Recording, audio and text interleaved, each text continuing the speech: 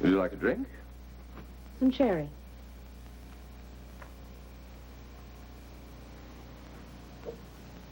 You were awfully quiet during lunch.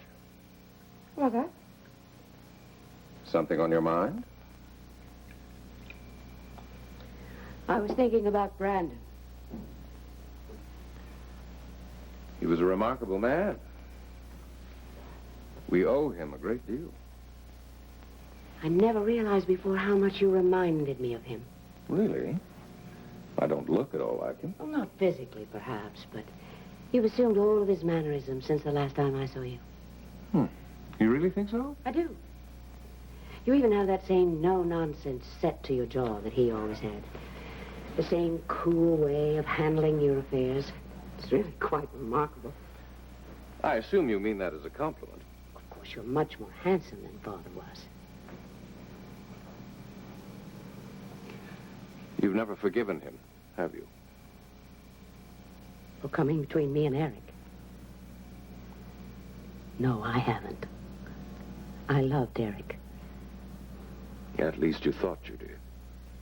I did. I guess none of us realized how serious you were at the time. Back then, it didn't matter how I felt. Father didn't approve. So, Eric had to go. And I went with him. I don't think Father ever quite got over the shock. We were all shocked. But then you were always full of surprises. I've always wondered why you didn't stand up for me, Alan. Frankly, I thought it might just be an infatuation. You were one of the few people I confided in. I was so certain you would help me. Be there when I needed you. In those days, Father's word was law. For me, you mean, because I was a woman, but you made your own laws. You always have. Have you held this against me all these years, my not taking your side against Father? Of course not. You had your own life to live. You didn't have time to deal with your sister's little affair of the heart. Well, eventually everything works out for the best. Yes. You parted from Eric, and then you eventually met the Baron. My knight in royal armor. By the way, you still haven't told me how the Baron's doing. Do you know that it is almost 1 o'clock? Shouldn't you be back at the office? I had no idea it was that late. I have an appointment in half an hour. Listen, I'll be home for dinner around 7. If I'm running late, I'll call you. All right, darling. Bye-bye. Bye.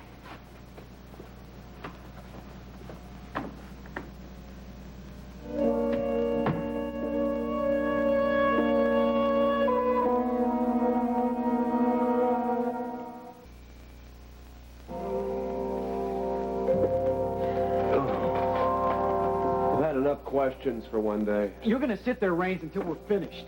We've been over everything. Look, we're not going to walk into a court of law unless we're prepared. Now, sit down.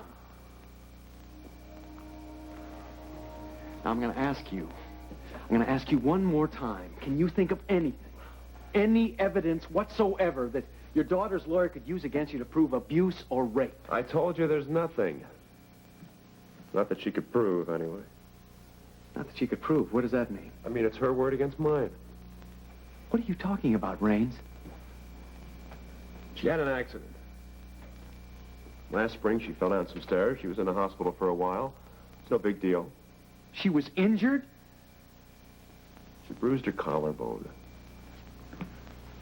Cracked a couple of ribs. So they x-rayed her, and she was in the hospital for a week or so, and she was fine. Great. Just great. X-rays, physician's report.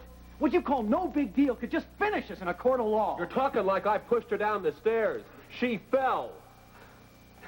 Can I help it? If the girl's clumsy, she's been that way ever since she was a little girl. She's always hurting herself one way or another. Look, I'm not the one you have to convince, Raines. She probably won't even bring it up. And what if she does? We'll cross that bridge when we come to it. Oh, that's an interesting strategy. Do you also suggest that I carry a rabbit's foot? You really think it would hurt the case? If the judge believes the prosecutor, yes, it could deal as a very serious blow. Look, maybe we can settle this thing out of court. I wouldn't count on it. If I could see Beth alone, I could convince her to drop the charges. I'd reason with her. Just a couple minutes alone, you know, without her lawyer, and we'd get through to her. I know it. She's my stepdaughter, Mr. Fellows. I know how she thinks. Well, in light of what you've told me, I don't see where we have any other choice. Don't get your hopes up, Brains. We're not even sure she'll agree to see you yet. She'll see me. You just tell her I changed my mind, that I don't want to drag her and her mother through all this. That I think we've all suffered enough. You got to make sure I see her alone. It's times like these when I wish I'd gone into corporate law.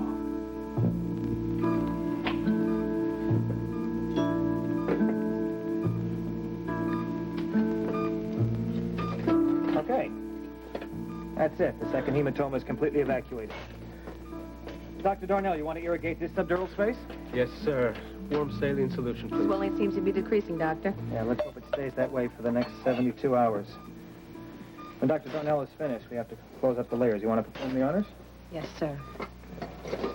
I knew you could do it, Doctor. I did, didn't I? Yeah. I'm pretty amazing. You're incredible. No, Dr. Ramsey, this isn't the time to stand around chatting. We have a patient to take care of now. You want to close him up? Yes, sir. I did do it, though, didn't I? Did. May I have the dual sutures, please? I really did it.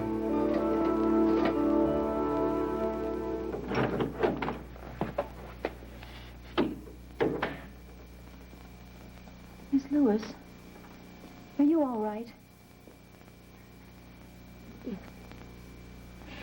If you like, I can arrange for you to see the clinic's counselor. She can help you decide about this. No, I don't want to talk to anyone else. I just want to get this over with. All right. Then I'll take you to the operating room. They're ready.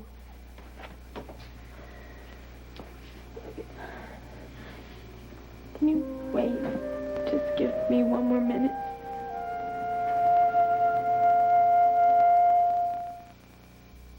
Well, what do you think?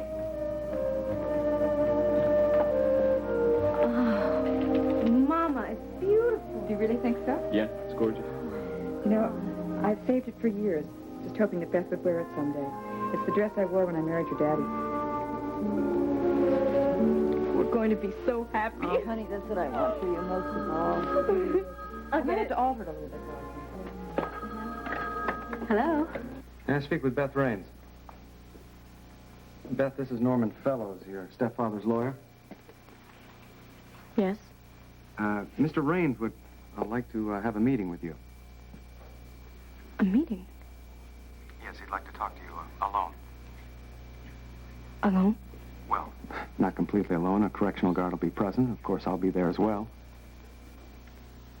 Why does he want to meet with me? Your stepfather's aware of the unpleasantness that will be caused if you and your mother are forced to go through with his hearing. He feels he's caused you enough trouble, and he'd like to spare you that if he can. Would you be amenable to such a meeting? When? Whenever's convenient for you, tomorrow, if that's possible. What time? You tell me.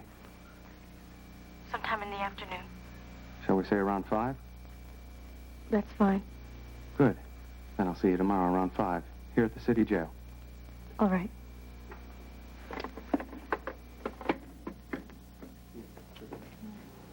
Who was that, honey? Bradley's lawyer. What do you want? He wanted me to meet with Bradley alone. Oh, that's incredible. You told him to forget it, right? I said I would. Oh, yeah. Beth, he's crazy. You can't meet with him. I am going to see him. B, Is it over? they're taking Tony to the recovery room right now. How is he? At this point, everything looks fine. Oh, All right. All right. He's going to be all right? We're not going to know for certain until he regains consciousness, but now everything looks really good. There's no damage to the spinal cord, no paralysis. I knew it. Wonderful.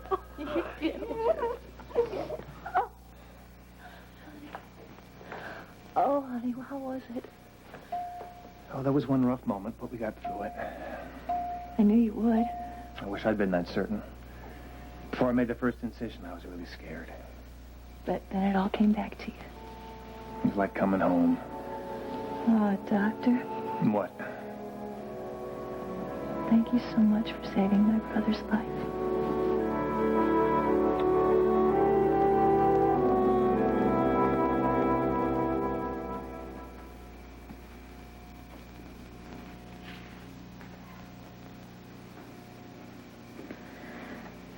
Rick.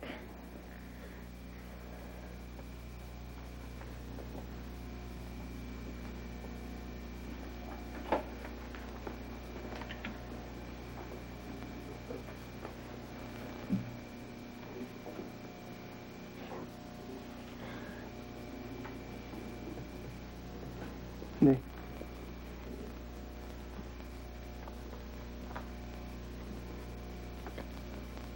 I couldn't do it. I'm glad, Dave. But it doesn't mean I'm going to have this baby. I just can't go through with it right now.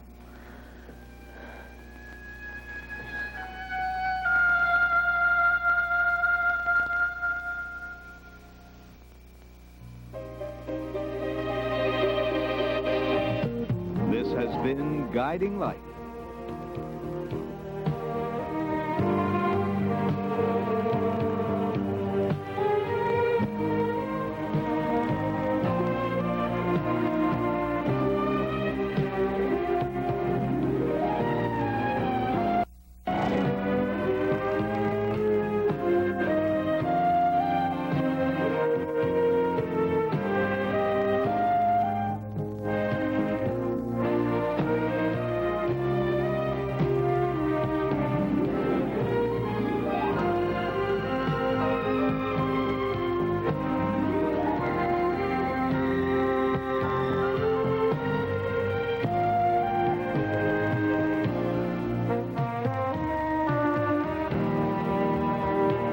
Provided by Lily Rubin Salons, South Southwest, and Barney's. Wedding gown and veil by Priscilla of Boston.